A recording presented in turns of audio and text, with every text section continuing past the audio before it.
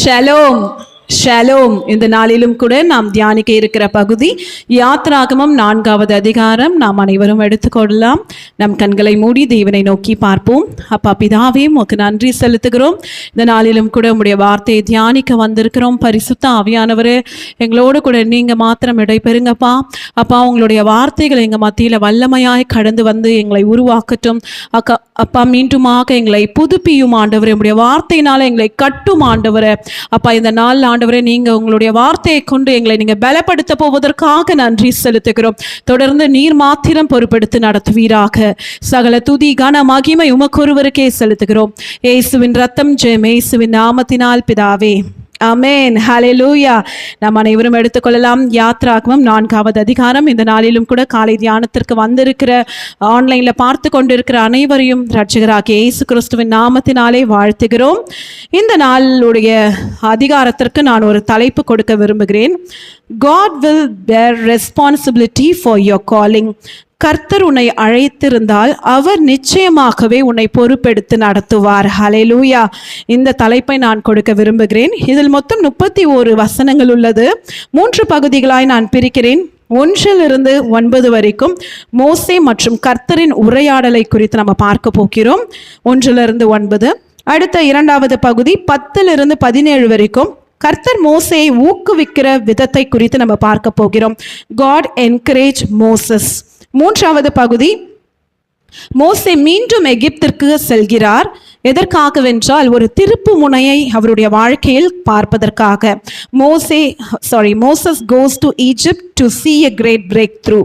18 to 31 வசனங்கள் வரைக்கும் இந்த நாளில் கூட நம்ம பார்க்க போகிறோம். கர்த்தர் எப்படி மோசேயை ஊக்குவித்து மீண்டுமாக வந்து அவரை எகிப்து தேசத்திற்கு கொண்டு போய் அவரை இரட்சகராய் அவரை எழுப்ப போகிறார் என்பது நமக்கு எல்லாருக்கும் தெரியும். கடந்த நாட்களில் மோசே வந்து பார்த்தீங்கன்னா ஒரு பெரிய தோல்வியை கண்டார் எகிப்து தேசத்தில். அதனால எகிப்து தேசத்தை விட்டு ஓடி போய் மீதியான் தேசத்தில் தஞ்சம் புகுறாரு. அவருடைய அந்த தோல்வியுடைய அந்த மனப்பான்மை பார்த்தீங்கன்னா அவருடைய இருதயத்தில் அதிகமாய் தாக்குகிறதை நம்ம பார்க்கிறோம். ஆண்டவராகிய பார்த்தீங்கன்னா கர்த்தர் யெகோவா தேவன் வந்து மோசேயோடு வந்து முகமுகமாய் வந்து அந்த முச்செடி நடுவில் பேசின போதும் மோசே வந்து அதை நம்பாமல் போகி விடுகிறாரு. இங்கே பார்க்குறோம், சீனாய் மலையில் வந்து 2 ஸ்தலங்கள் உள்ளதாம். ஒன்று மோசேயுடைய பலிபீடம் என்று குறிப்பிடுவார்களாம். அடுத்த பகுதி வந்து அந்த மேய்ப்பர்கள்லாம் வந்து ஆடு மேய்க்கிற இடமாய் வந்து கருதப்படுகிறதாம். இங்கு வந்து கர்த்தர் வந்து மோசேயை அழைக்கிறாரு. அது மாத்திரமல்ல, இயற்கைக்கு அப்பாற்பட்ட ஒரு தரிசனத்தை மோசேவிடம் காண்பிக்கிறாரு. ஆண்டவர் வந்து அவரை ஊக்குவிக்கிறாரு. ஆனாலும் கூட மோசே இடத்துல காணப்பட்டது பார்த்தீங்கன்னா பயம். அந்த பயம் வந்து மோசேக்கு அநேக சந்தேகங்களை கொண்டு வந்துச்சாம். எப்படி நம்ம போய் பார்வோன் முன்பாக நம்ம நிற்போம்? நான் போய் நின்னா அந்த பார்வோன் நம்புவாரா? அந்த எபிரேய மனுஷர்கள்லாம் என்னை வந்து நம்ப மாட்டாங்களே, கர்த்தர் உனக்கு தரிசனமாகவில்லை என்று அவர்கள் வந்து என்னை பார்த்து சொன்னால் நான் என்ன பண்ணுவேன்ட்டு அநேக குழப்பங்கள் வந்து அவனுக்குள்ளாய் இருந்தது. காரணம் வந்து நான் சொன்னது போல அவன் வந்து எகிப்து தேசத்தில் ஒரு பிரின்ஸாய், அதாவது ஒரு பிரபுவாய் அவன் வந்து வளர்க்கப்பட்டவன். ஆனாலும் கூட அவனை பெற்ற தாய் வந்து அவனுக்கு வந்து ஒவ்வொரு நாளும் சத்தியத்தை, நீ எபிரேயன், நீ வந்து நீ வந்து அடுத்த ராஜாவாய் நீ வருவதற்கும் வாய்ப்பு உண்டு, நீ வந்த பிறகு வந்து உன்னுடைய ஜனங்களை அந்த அடிமை தனத்திலிருந்து மீட்க வேண்டும். ஏன்னா இஸ்ரவேல் ஜனங்கள் வந்து அவங்களுடைய மைண்ட் செட் எல்லாமே அடிமைகளாகவே போய்விட்டது. 430 வருடம் வந்து அந்த எகிப்து இடத்துல வந்து அவங்க அடிமைகளாக இருக்கிறாங்க. அப்போது இந்த மோசேக்கு அவங்க பெற்ற தாய் சொல்லி சொல்லி வளர்த்துருப்பாங்க. ஒரு நாள் வந்து அந்த எகிப்தியன் வந்து அந்த எபிரேய மனுஷனை வந்து அடிக்கும் போது மோசே பார்த்து அவன் கோபம் கொண்டு அந்த எகிப்தியனை கொன்று போடுகிறான். அப்போது இந்த மனுஷன் மோசே இப்படி பண்ணதை வந்து யாருமே அறியலை என்று அவன் நினைத்து கொண்டிருந்தான். மறுநாள் அவன் வந்து நடந்து போகும்போது 2 எபிரேய மனுஷர்களே அவங்க தர்க்கம் பண்ணி கொண்டு இருந்தாங்க. அப்போ மோசே பார்த்து சொல்கிறான், உங்களுக்குள்ளே ஏன் நீங்கள் இப்படி சண்டை போட்டுக்கிறீங்கன்னு சொல்லும் போது அந்த எபிரேய மனுஷர்கள் சொல்கிறாங்க, நீ அந்த எகிப்தியனை கொன்றது எங்களுக்கு தெரியாதா? உன்னை யார் எங்களுக்கு பிரபு பிரபுவாய் வந்து நிர்ணயம் பண்ணியிருக்கிறான். உன் வேலையை பார்த்துட்டு போனும் போது இந்த மோசேக்குள்ளே ஒரு கலக்கம், ஐயோ இந்த விஷயம் பார்வோனுக்கு தெரிஞ்சால் என்னை கொன்று போட்டுடுவாங்களே, அதனால நான் இந்த எகிப்து தேசமே எனக்கு வேண்டாம், எனக்கு எந்த ஒரு ஆட்சியும் எந்த ஒரு ராஜ்யமும் எனக்கு தேவையில்லை, நான் இந்த தேசத்தை விட்டே நான் புறப்பட்டு நான் போகிறேன்னு வெகு தூரத்திற்கு மீதியான் தேசத்துக்கு போகிறார். ஹல்லேலூயா. அவர் அங்கே போயிட்டு அந்த மீதியான ஸ்ரீ ஆகிய சிப்போராலை திருமணம் பண்ணிக்கொண்டு பிள்ளைகள் எல்லாம் பிறக்குது. அடுத்தது அவருடைய ப்ரொஃபைலே மாறுகிறது. எகிப்தில் வந்து ஒரு ராஜாவாய் அடுத்த ஸ்தானத்துக்கு வர வேண்டிய மோசேயுடைய ப்ரொஃபைல் வந்து மாறி ஆடு மேய்ப்பவன், ஷெப்பர்ட் என்ற ஒரு பட்டம் அவனுக்கு கிடைக்குது. அவனுடைய மாமனாருடைய ஆடுகளை மேய்ப்பதற்கு அவன் வந்து சீனாய் மலை அடியில் அவன் போகும்போது தான் ஆண்டவர் வந்து அவனுக்கு இயற்கைக்கு அப்பாற்பட்ட தரிசனங்களை வெளிப்படுத்தி மோசேயை வந்து ஒரு இரட்சகராக உருவாக்க ஆரம்பிக்கிறார். ஹல்லேலூயா. அதை குறித்து தான் நம்ம இன்றைக்கு பார்க்க போகிறோம். அப்போ மோசே சொல்றாரு, ஆண்டவரே நான் திரும்ப எப்படி போவேன், அந்த எகிப்துன்ற இடம் வந்து நான் ஒரு தோல்வியை கண்ட இடமாச்சே, ஒரு தோல்வியை சந்தித்த ஒரு அனுபவம் எனக்குள்ள இருக்கிறதே, நான் மீண்டும் போனேன்னா அந்த ஜனங்கள் வந்து என்னை நம்பவே மாட்டாங்களேன்னு முதலாவது வசனத்தை மோசே அதை திரும்ப வந்து ஆண்டவர்கிட்ட சொல்லிக்கொண்டே இருக்கிறாரு. ஆனாலும் கூட கடைசியில் இந்த யாத்ராகமம் 4வது அதிகாரம் 31வது வசனம் இப்படியாய் போடப்பட்டிருக்கிறது.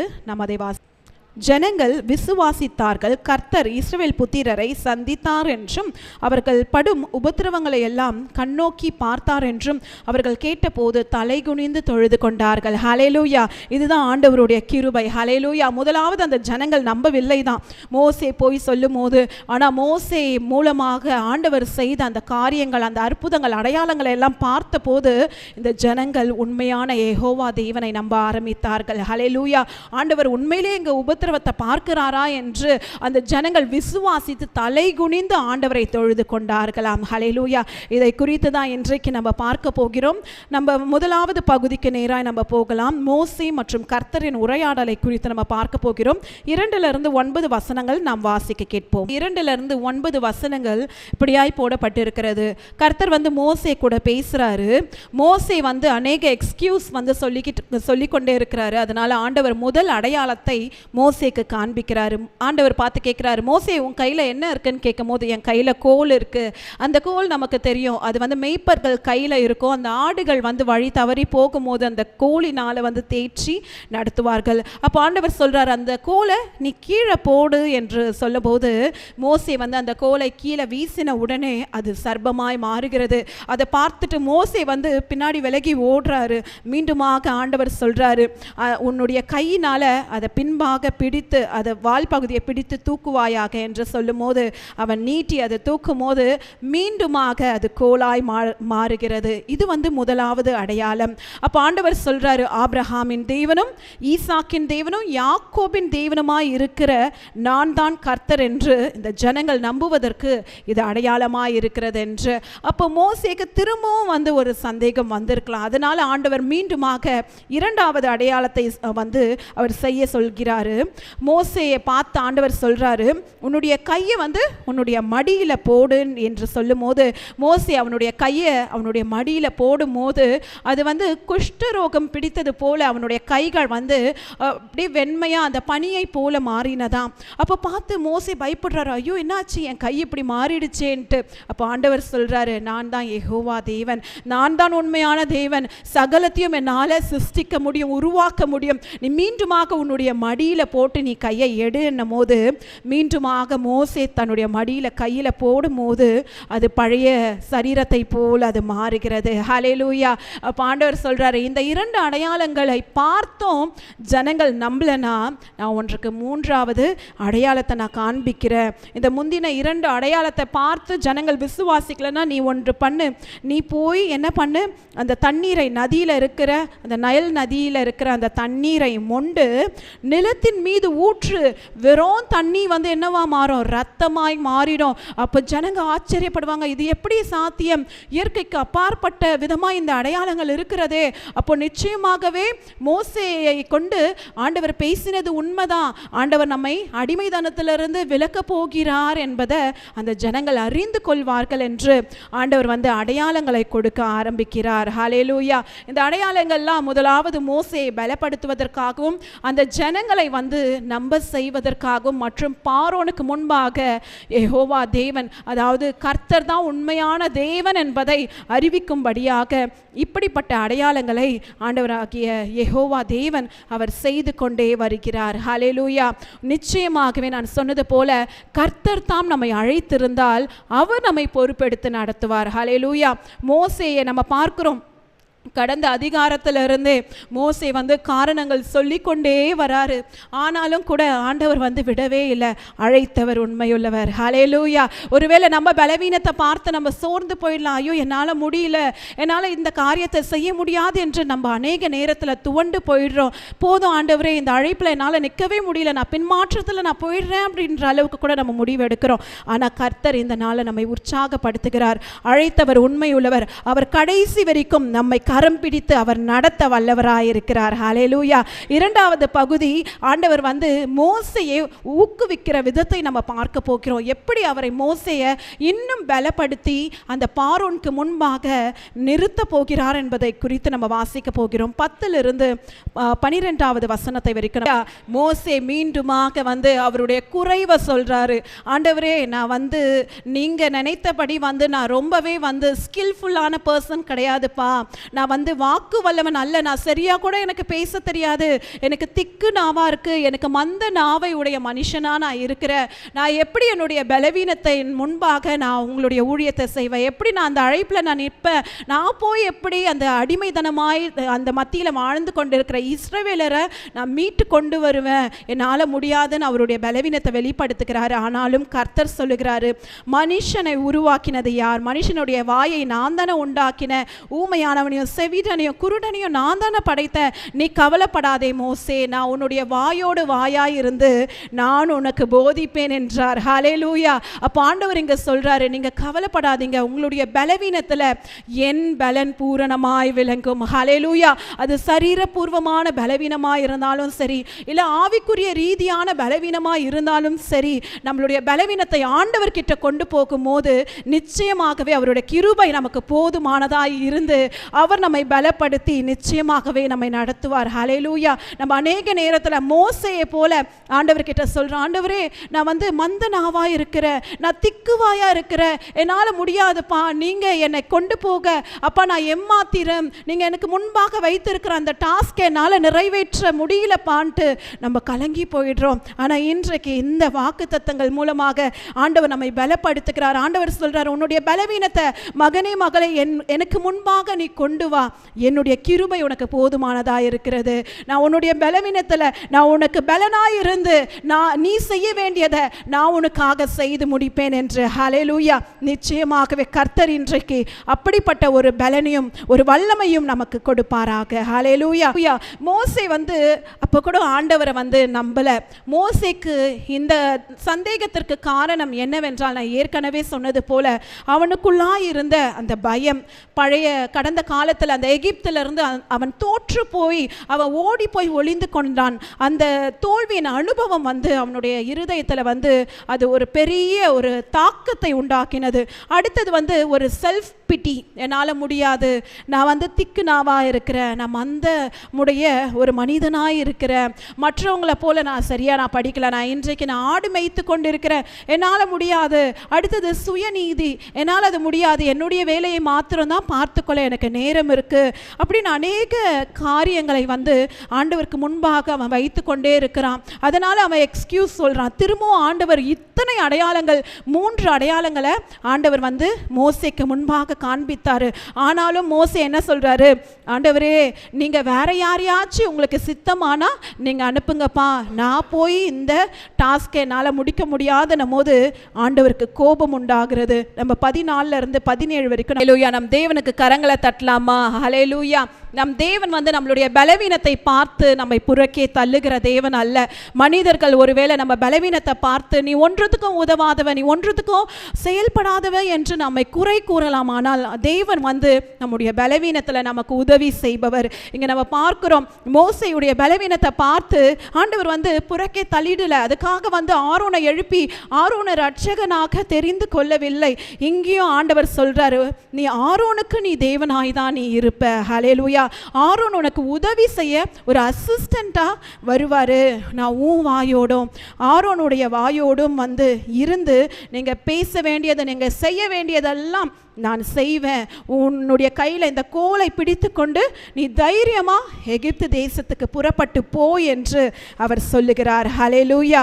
அடுத்தது இந்த மூன்றாவது பகுதியில் நம்ம பார்க்க போகிறோம். நான் ஏற்கனவே சொன்னது போல இந்த 18 கடைசி 31 வரைக்கும் நான் ஒரு தலைப்பு கொடுத்திருந்தேன். மோசே மீண்டுமாக எகிப்து தேசத்துக்கு அவர் போக போகிறார். காரணம் வந்து அவர் கண்ட தோல்வியை மீண்டுமாக வெற்றியாய் மாற்றுவதற்கு, மீண்டுமாக ஒரு பெரிய பிரேக் த்ரூவை, ஒரு திருப்பு முனைய, ஒரு டிரான்ஸ்ஃபர்மேஷனை பார்ப்பதற்கு மோசே வந்து அவர் கடந்து செல்கிறாரு. நம்ம 18 20 வசனம் வரைக்கும் நம்ம வாசிக்க கேட்போம். மேன் ஹல்லேலூயா. அப்போ ஆண்டவர் சொல்லிட்டாரு, நீ மீண்டுமாக எகிப்து தேசத்துக்கு போக தான் வேண்டும் என்று சொன்னபோது மோசே தன்னை கர்த்தருக்குள்ள திடப்படுத்தி கொண்டு தன்னுடைய பயங்களை மேற்கொள்ள அவர் ஒரு முயற்சி எடுக்கிறாரு. தன்னுடைய மாமனாராகிய எத்ரோ கிட்ட சொல்றாரு, நான் போயிட்டு நான் என்னுடைய தேவனுக்கு நான் என்னுடைய இனபந்தார், என்னுடைய உற்சாரவினர்கள்லாம் உயிரோடு இருக்காங்களான்னு பார்த்துட்டு என்னுடைய தேவனை நான் தொழுது கொள்ள வேண்டும் என்று அவன் சொல்லும் போது அந்த அவருடைய மாமனாரும் சொல்றாரு, நீ சுகத்தோடு போயிட்டு வான்னும் போது தன்னுடைய மனைவியையும் தன்னுடைய 2 பிள்ளைகளையும் கழுதை மேலே ஏற்றி கொண்டு எகிப்து தேசத்திற்கு அவர் திரும்பி போகிறார். ஆண்டவர் சொன்னபடியே அவருடைய கையில் அந்த கோலையும் பிடித்து கொண்டு போகிறாரு. அப்போ இன்றைக்கு மோசேயை போல நம்முடைய வாழ்க்கையில் அநேக பயங்கள் இருக்கலாம். எதிர்காலத்தை குறித்த பயமாக இருக்கலாம், இல்லை கடந்த காலத்தில் நடந்த அந்த நிகழ்வுகளை குறித்த ஒரு அச்சம் நமக்குள்ளே இருந்து கொண்டே இருக்கலாம். ஆனால் மோசேயை போல ஒரு அடி ஆண்டவருக்கு முன்பாக நம்ம வைக்கும் போது கர்த்தர் நிச்சயமாகவே நம்மளுடைய எல்லா தோல்விகளையும் அவர் வெற்றியாக மாற்ற அவர் நமக்காக கிரியை செய்வார். ஹல்லேலூயா. இங்கே நம்ம 21 22 அப்போ ஆண்டவர் வந்து மோசே கிட்ட சொல்றாரு, நீ பார்வோனுக்கு முன்பாக நீ நிற்கும் போது உன்னுடைய கையினால் அநேக அற்புதங்களை நான் செய்வேன். ஆனாலும் கூட பார்வோனுடைய இருதயத்தை வந்து நான் கடினப்படுத்துவேன். காரணம் வந்து அவன் என்னுடைய ஓங்கிய புயத்தை வந்து அவன் காண வேண்டும். என்னுடைய மகத்துவத்தை அவனுக்கு முன்பாக நான் விளங்க செய்வேன். நான் தான் உண்மையான ஜீவனுள்ள தேவன் என்பதை அவன் புரிந்து கொள்வான். அவன் ஒன்றுமே இல்லை என்ற அந்த ஒரு தாட்டை நான் அவனுக்குள்ள நான் கொண்டு வருவேன். நான் தான் உண்மையான தேவன் என்பதை எகிப்தியர் அனைவரும் புரிந்து கொள்ளும்படிக்கு நான் பார்வோனுடைய இருதயத்தை நான் கடினப்படுத்துவேன். ஒருவேளை அந்த பார்வோன் வந்து நான் செய்கிற அற்புதங்களை எல்லாம் பார்த்தும் கூட அவன் என்னுடைய ஜனங்களை வந்து எனக்கு ஆராதனை செய்ய விடவில்லை என்றால், அதாவது இஸ்ரவேல் என்னுடைய குமாரன். ஆண்டவர் சொல்வார், அப்போ எகிப்தில் இருக்கிற எல்லா முதல் தலைச்சன் பிள்ளைகளையும் தலைச்சன் மிருகங்கள் எல்லாவற்றையும் நான் அழித்து போடுவேன். ஆனாலும் கூட இஸ்ரவேலை நான் பாதுகாப்பேன். ஏனெனில் இஸ்ரவேல் என்னுடைய குமாரனும் என்னுடைய சேஷ்ட புத்திரனுமாய் இருக்கிறான் என்று ஆண்டவர் தன்னுடைய ஆபிரகாம், ஈசாக்கு, யாக்கோபுக்கு கொடுத்த அந்த உடன்படிக்கையை ஆண்டவர் வந்து நினைவு கூறுகிறாரு. இந்த வார்த்தைகளை வந்து மோசேயிடம் ஆண்டவர் சொல்லுகிறார். பார்வோனுக்கு முன்பாக இந்த அற்புதங்கள் அடையாளங்களை நீ நடப்பி அவன் நம்பலைனா கூட பரவாயில்ல, நான் ஓங்கிய புயத்தினால அவனை நான் வந்து என்னை வெளிப்படுத்தி அந்த ஜனங்களை எல்லாம் நான் மீட்டு நான் வாக்குத்தத்தம் பண்ணினேன் அந்த கானான் தேசத்திற்கு நான் கொண்டு வருவேன் என்று கர்த்தர் சொல்லுகிறார். ஹல்லேலூயா. நம்ம 23 24 நம்ம வாசி. ஆமென். ஹல்லேலூயா. எங்கே நம்ம பார்க்குற ஒரு சம்பவம் நடக்கிறது. இங்கு மோசேயும் அவனுடைய பிள்ளைகளும் வந்து விருத்த சேதனம் பண்ணாத ஜனங்களாக இருக்கிறாங்க. அப்போது ஆண்டவர் வந்து இந்த விருத்த சேதனத்துக்கு வந்து மிகவும் முக்கியத்துவம் கொடுக்கிறார். ஆதியாகமத்தில் கூட நம்ம பார்க்கிறோம், கர்த்தர் வந்து ஆபிரகாமையும் அவனுடைய சன்னதியும் வந்து விருத்த சேதனம் பண்ணும்படிக்கு ஆண்டவர் சொல்லியிருப்பார். இது எதை குறிப்பிடுகிறது குறிப்பிடுகிறது என்றால் தேவனோடு கூட இருக்கிற உடன்படிக்கையை வந்து குறிப்பிடுகிறது. அப்போது ஆண்டவர் வந்து அவங்க தங்கி இருக்கிற வழியில் எதிர்பட்டு அவனை கொல்லும்படிக்கு பார்க்கிறார். ஆனாலும் சிப்போரால் வந்து ஞானமாய் நடந்து கொள்ளுகிறாள். ஒரு கருக்கான ஒரு கல்லை எடுத்து தன்னுடைய புத்திரனுடைய நுனித்தோலை அறுத்து போட்டு நிச்சயமாகவே இவன் என்னுடைய இரத்த சம்பந்தமான புருஷன் என்று அந்த உடன்படிக்கையை மீண்டுமாக புதுப்பிக்கிறாள். ஹல்லேலூயா. அப்போ இன்றைக்கு நம்ம வந்து யூதர்களை போல நம்ம இப்படிப்பட்ட சடங்கு ஆச்சாரியம் நம்ம செய்யலனா கூட நம்மளுடைய இருதயம் வந்து விருத்த சேதனம் பண்ணப்பட்டிருக்கிறதா? ஹல்லேலூயா. ஆண்டவரோடு கூட நம்ம உடன்படிக்கை செய்திருக்கிறோமா? ஆண்டவருடைய பிள்ளைகளாய் நம்ம நடந்து கொண்டிருக்கிறோமா? அவருக்கு ஏற்ற வந்து பாத்திரமா? இன்றைக்கு நம்மளுடைய இருதயம் வந்து விருத்த சேதனம் பண்ணப்பட்டு அவருக்கு பிரியமுள்ள அவருடைய உடன்படிக்கை நம்ம நினைவு கூறுகிறோமா என்று கர்த்தர் நம்மிடத்தில் கேட்கிறார். ஹல்லேலூயா. அடுத்தபடியாக இங்கு வந்து மோசே வந்து ஆரோனை சந்திக்கிறார். அதை குறித்து நம்ம பார்க்க போகிறோம். நம்ம இங்கே பார்க்குறோம், கர்த்தர் சொன்னபடியே வந்து மோசே கிளம்பி போகிறாரு, ஆரோனும் எதிர்கொண்டு வருகிறாரு. அப்போ அந்த வனாந்திரத்துக்கு நேராய் போகும்போது மோசேயும் ஆரோனும் ஒருவரை ஒருவர் சந்தித்து கொள்கிறாங்க. அப்போ இருவரும் முத்தம் செய்து கொண்டு, ஏன்னா இவங்க வந்து மோசே வந்து ஆரோனுடைய தம்பி, ஆரோன் தான் வந்து அண்ணன். ஹல்லேலூயா. அப்போ இருவருக்குள்ள அந்த சகோதரத்துவத்தை அவங்க வெளிப்படுத்துகிறாங்க. அடுத்தது மோசே சொல்றாரு, ஆரோன் இது போல கர்த்தர் என்கிட்ட பேசினாரு, எனக்கு முன்பாக அநேக அடையாளங்களை வந்து வெளிப்படுத்தினாரு, நம்ம இருவரும் சேர்ந்து போய் நம்ம பார்வோனுக்கு முன்பாக இந்த அடையாளங்கள் எல்லாம் செய்ய வேண்டும் என்று சொல்லுகிறார் என்று சொன்னபோது இருவருக்குள்ளும் ஒரு மனத்தை நம்ம பார்க்கிறோம். ஹல்லேலூயா. இன்றைக்கும் சபைகளில் ஆண்டவர் எதிர்பார்க்கிற காரியம் வந்து சகோதரத்துவம். ஹல்லேலூயா. நம்ம அந்த ஒரு மனத்தின் ஆவி இருக்கிறதா? நம்ம எங்கே ஒரு மனம் உண்டு அங்கே விடுதலை உண்டு என்று கர்த்தர் சொல்லுகிறார். அப்போ நம்ம ஒருமனப்பட்டு ஆண்டவருடைய காரியங்களை நடப்பிக்கும் போது கர்த்தர் நிச்சயமாகவே ஒரு விடுதலையும் ஒரு பெரிய ஆசீர்வாதத்தையும் நம்மளுக்கு கட்டளையிடுவார். இன்றைக்கு கர்த்தர் நம்ம இடத்துல அந்த ஒரு மனத்தின் ஆவியை வந்து பெற்றுக்கொள்ள வாஞ்சிக்கிறார். ஹல்லேலூயா. இன்றைக்கு நம்ம ஆண்டவர்கிட்ட அப்படிப்பட்ட ஒரு மனத்தை கேட்டு நம்ம பெற்றுக்கொள்ளலாம். ஹல்லேலூயா. அடுத்த பகுதி நம்ம பார்க்கிறோம், 29 நம்ம 30 நம்ம வாசிக்க கேட்கலாம். பார்வோன் கிட்ட போவதற்கு முன்பாக மோசேயும் ஆரோனும் முதலாவது அவங்களுடைய ஜனத்தின் மத்தியில் போயிட்டு கர்த்தர் சொன்ன எல்லா வார்த்தைகளையும் வெளிப்படுத்தினதும் அல்லாமல் ஆண்டவர் செய்ய சொன்ன அந்த அடையாளங்களையும் செய்து காண்பிக்கிறாங்க. அப்போ இந்த ஜனங்கள் எல்லோரும் வந்து என்ன பண்ணுறாங்களா? 31 நம்ம ஏற்கனவே வாசித்தோம். ஜனங்கள் விசுவாசித்தார்கள், கர்த்தர் இஸ்ரவேல் புத்திரரை சந்தித்தார் என்றும் அவர்கள் படும் உபத்திரவங்களை கண்ணோக்கி பார்த்தார் என்றும் அவர்கள் கேட்டபோது தலை குனிந்து தொழுது கொண்டார்கள். ஹல்லேலூயா. இங்குதான் ஆண்டவர் வந்து மோசேக்கு ஒரு பெரிய டிரான்ஸ்ஃபர்மேஷனை உண்டாக்குறாரு. இதுவரைக்கும் மோசையை அழுத்தி கொண்டிருந்த பாரம் என்னவென்றால், என்னுடைய எபிரேய ஜனங்களே என்னை நம்பலையே, அன்றைக்கு நான் அவங்களுக்கு உதவி செய்வதற்கு தான் நான் அன்றைக்கு அந்த 2 எபிரேய மனிதர்கள் சண்டை பண்ணி கொண்டு இருக்கும் போது நான் போய் பேசினேன். ஆனால் வந்து அவர்கள் என்னை குற்றம் சாட்டினார்களே, நான் அங்கே எகிப்தில் இல்லாதபடிக்கு நான் புறக்கணிக்கப்பட்டு நான் ஒரு தோல்வியின் அனுபவத்துக்குள்ளாய் நான் மீதியான் தேசத்துக்குள்ளே நான் வந்துவிட்டேனே என்ற அந்த தோல்வியின் மனப்பான்மை அவனுக்குள்ளே இருந்து கொண்டு இருந்துச்சு.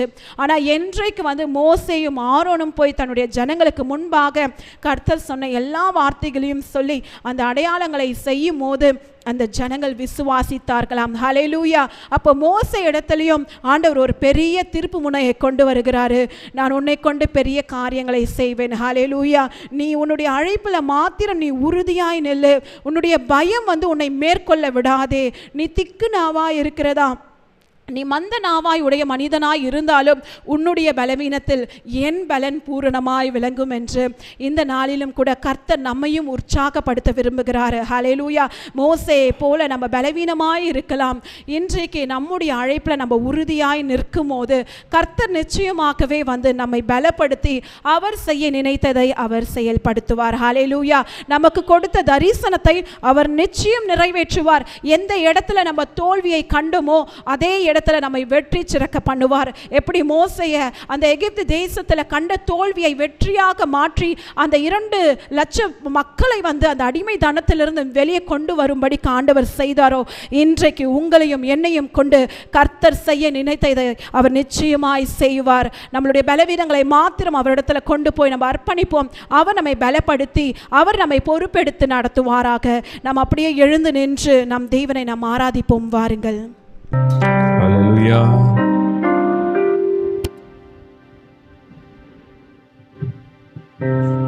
மோசேயை தேவன் முகமுகமாக அழைத்தார். மோசே, நீ வா, நான் உன்னோட பேசுவேன், நான் உன்னை உபயோகப்படுத்துவேன் என்று கர்த்தர் சொன்னார். ஆனாலும் மோசேக்கு அநேக பயங்கள், திகில்கள். ஆண்டவரே, நான் எப்படி இந்த ஊழியத்தை செய்வது, நான் எப்படி இந்த பெரிய டாஸ்கை செய்வது, என்னால் முடியாது என்று அவன் மறுதளித்த போது ஆண்டவர் திரும்பவும் சொல்லுகிறார், மகனே நீ வா, உன்னோடு வந்து நான் பேசுவேன். ஆமென்.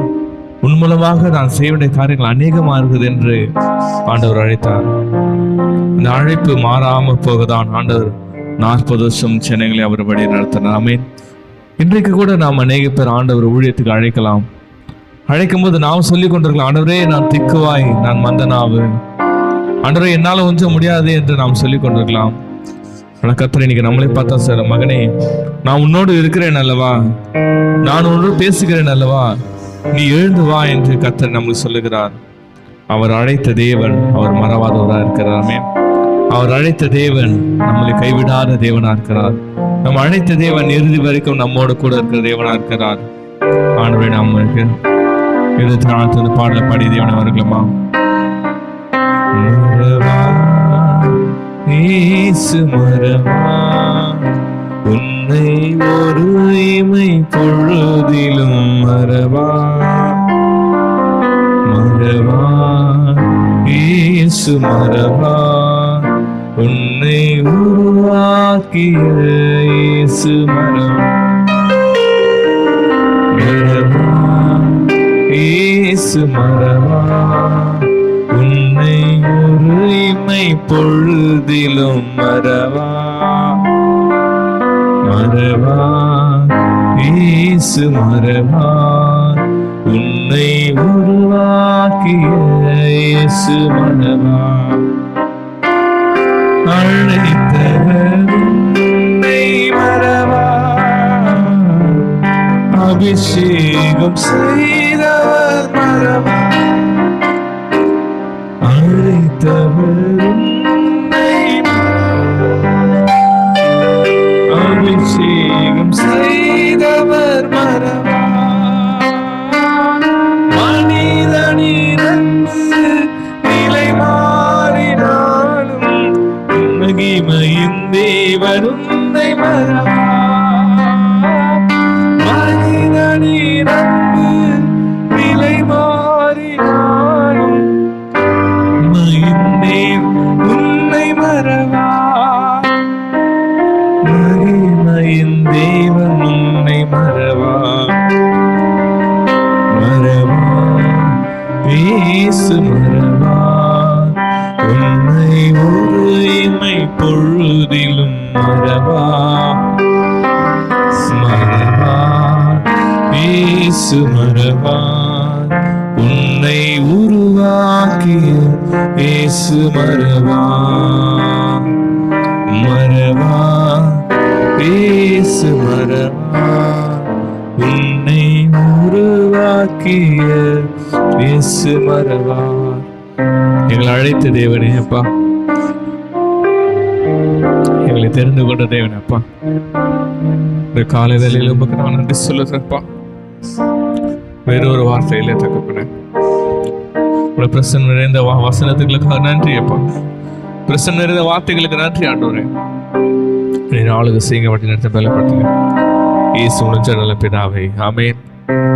யாத்திராகமம் 4ஆம் அதிகாரம் 13ஆம் வசனம். அதற்கு அவன், ஆண்டவரே நீர் அனுப்ப சித்தமா இருக்கிற யாரையாகலும் அனுப்பும் என்றான். இன்னைக்கு நம்ம பார்க்கிறோம், ஆண்டவர் மோசே எவ்வளவு திட்டம் பண்ணி தன்னோட ஜனங்களுக்கு அவன் தாயின் கர்ப்பத்தில் இருக்கும் போதே அவனை ஜனத்திலிருந்து நான் பிரித்தெடுத்தேன்னு சொல்லி அவளை எவ்வளவு காரியங்கள் அற்புதங்களை செய்து பல ட்ரைனிங்கள் கொடுத்து ஆண்டவர் திரும்ப மோசேவை அழைக்கும் போது மோசே சொல்ற, ஆண்டவரே நான் என்ன அதுக்கு பாத்திரம் இல்லப்பா, ப்ளீஸ் என்னை விட்டுடுங்க, நீங்க வேற யாராவது கூப்பிடுங்க, வேற யாராவது யூஸ் பண்ணிட்டாங்க. ஆண்டவர் திரும்ப சொல்ல, இல்ல மோசே நான் உன்னோடு இருந்து பேசுவேன், நான் உன்னோடு தான் நான் இடைப்படுகிறேன். அநேக அடையாளங்கள் கொடுத்த பிறகு ஆண்டவரே கோபம் உண்டவராகி மோசையை பார்த்து சொல்றாரு, ஏன்பா நான் சொல்றதை நீ கேட்க மாட்டேன், நீ போ, நான் உன்னோட பேசுவேன் என்று. கடைசியாக மோசே தன்னோட இஸ்ரவேல் ஜனங்களை வழி நடத்தி 20 லட்சம் 40 வருஷமா இழுத்த ஒரு தலைவனாக தேவன் நிறுத்தினார். இன்றைக்கு நம்ம வாழ்க்கையில கூட அநேக பேர் நம்ம இதை பத்தி தான் சொல்லி கொண்டு இருக்கோம். ஆண்டவரே ப்ளீஸ்பா என்னை விட்டுடுங்க, போதும் ஆண்டவரே, மொழிய வேணாப்பா. ஆண்டவரே ப்ளீஸ்பா என்னை விட்டுடுங்கப்பா, நான் விட்டுடுப்பா, என்னை ப்ளீஸ் என்ன இன்னைக்கு வேற யாராவது கூப்பிட்டுடுங்க, என்னை விட்டுடுங்கப்பா சொல்லிட்டு ஆண்டவர் ரீசன் சொல்றான். ஆண்டவர் திரும்ப மோசே, நான் உன்னை தானப்பா அழைச்சேன், நான் உன்னோட தானே அழைச்சேன், நான் உன்னோட தானே பேசுறேன், உன்னோட தானே உனக்கு எத்தனை அடையாளங்களை நான் கொடுத்தேன், உனக்கு எத்தனை விதமான அடையாளங்களை நான் உனக்கு கொடுத்து கொண்டே இருக்கிறேன், இன்னும் நீ என்னை விசுவாசிக்க மாட்டேறியே, இன்னும் எத்தனை அடையாளங்கள் நான் உனக்கு கொடுப்பது, இன்னும் நான் உன்னோட எப்படி நான் பேசுவது, இன்னும் நான் உனக்கு எப்படி உணர்த்துவது எனக்கு புரியவில்லை. ஆண்டவர் நம்ம வேலை கேட்டுக்கொண்டிருக்கிறார்.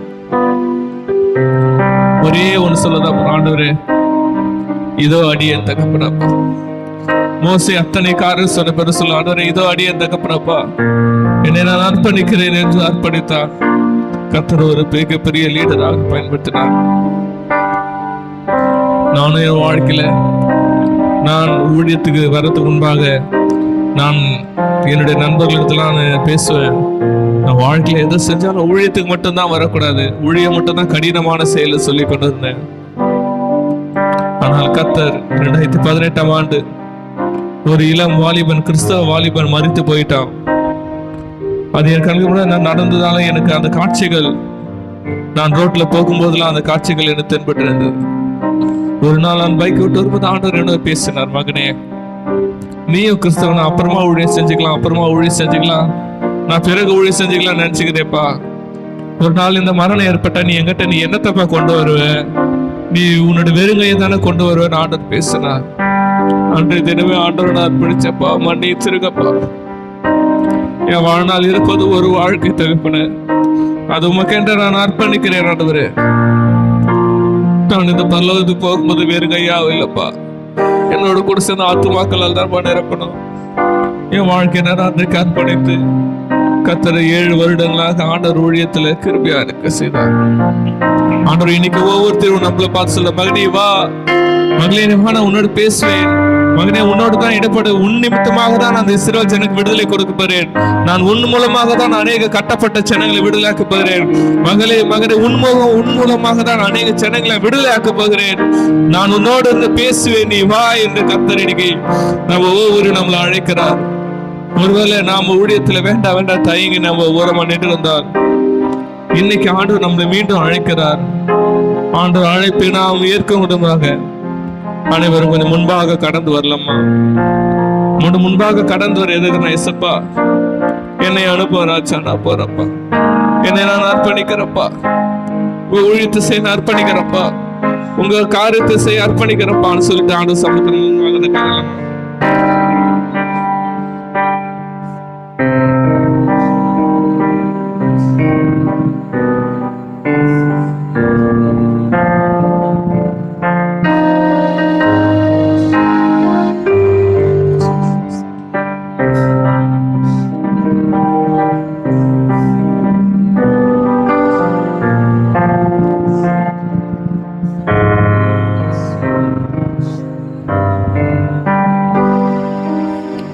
தரிசனம் தந்தவர் வரவா,